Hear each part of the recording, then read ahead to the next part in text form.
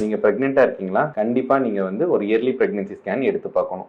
எதுக்காகன்னா குழந்தை வந்து கர்ப்பப்பைக்குள்ளதான் வளர்ந்திருக்கா இல்ல கர்ப்பப்பைக்கு வெளியில வளர்ந்திருக்கான்னு சொல்லிட்டு நம்ம கண்டிப்பா தெரிஞ்சுக்கணும். இது பேரு தான் எக்டோபிக் பிரெக்னன்சின்னு சொல்லுவாங்க. இப்ப கூட இந்தியால ரீசெண்டா பாத்தீங்கன்னா ஒரு ரேரான ஒரு கேஸ் நடந்திருக்கு.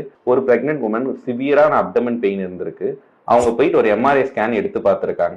எடுத்து பார்க்கும்போது ரேர் எக்டோபிக் பிரெக்னன்சியா ஹெப்பாட்டிக் எக்டோபிக் பிரெக்னன்சின்னு சொல்லிட்டு லிவர்ல வந்து ஒரு 12 வீக்ஸ்ல குழந்தை உருவாகி இருக்கு. இது வந்து ரொம்ப ரேரான கேஸ். யூஸ்வலி வந்து பாத்தீங்கன்னா இந்த எக்டோபிக் பிரெக்னன்சி டியூப்ல உருவாகலாம். சப்போஸ் வந்து ஸ்ட்ரீமா வந்து பாத்தீங்கன்னா ஓவரிஸ்ல கூட உருவாகலாம். ஆனா லிவர்ல உருவாகிறது ரொம்ப ரேரான ஒரு கேஸ் தான்.